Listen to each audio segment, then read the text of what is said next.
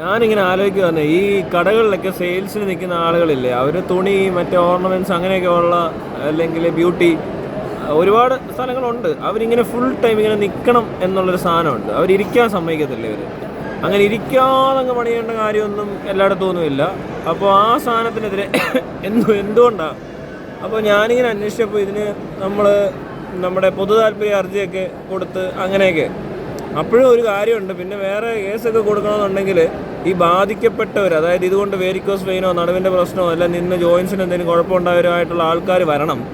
അവർ പരാതി കൊടുക്കുമ്പോൾ അങ്ങനെ അറിയത്തുള്ളത്.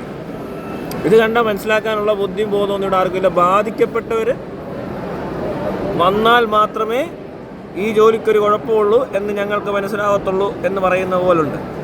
മറ്റെന്താണ് മരിച്ചുപോയ ആൾ ഇനി ഡെത്ത് സർട്ടിഫിക്കറ്റ് വേണമെന്നുണ്ടെങ്കിൽ മരിച്ച ആൾ വന്ന് ഒപ്പിട്ട് മേടിക്കാതെ ഡെത്ത് സർട്ടിഫിക്കറ്റ് കിട്ടുമെന്ന് തോന്നുന്നില്ല.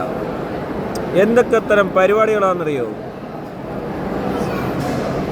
ഇതൊക്കെ നിർത്തി ജോലി ചെയ്യേണ്ട ആവശ്യമൊന്നുമില്ല. അവിടെ ഇടയ്ക്കൊക്കെ ഇരിക്കാം. Full time ഇരിക്കണമെന്നുമല്ല.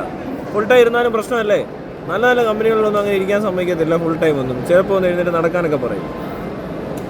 ഇത് ഇതെന്തോന്നിത്?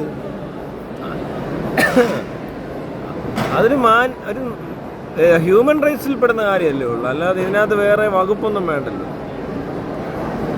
മനുഷ്യനെന്തിനങ്ങനെ നിൽക്കണം? ആവശ്യമില്ലാത്ത നിൽക്കരുത്. ഇതിൽ കാര്യമുള്ള കാര്യത്തിനാണേ കൊള്ളാം. ഇപ്പോൾ അതിർത്തിയിലെ പഠൻ അല്ലേ, ചിലപ്പോൾ ഇത്ര 6 മണിക്കൂർ നിൽക്കണമെന്ന് ഞാൻ നിൽക്കുന്ന അത്രയും സീരിയസ് ആയിട്ടുള്ളൊരു സ്ഥലമാണ്. ഇത് ചുമ്മാതെ സാരിക്കടയിലും ബ്യൂട്ടി ഷോപ്പിലും ഒക്കെ നിർത്തിയേക്കുക. എന്തോ ശിക്ഷ കൊടുത്തേക്കുന്നവരാണ് ഇത്.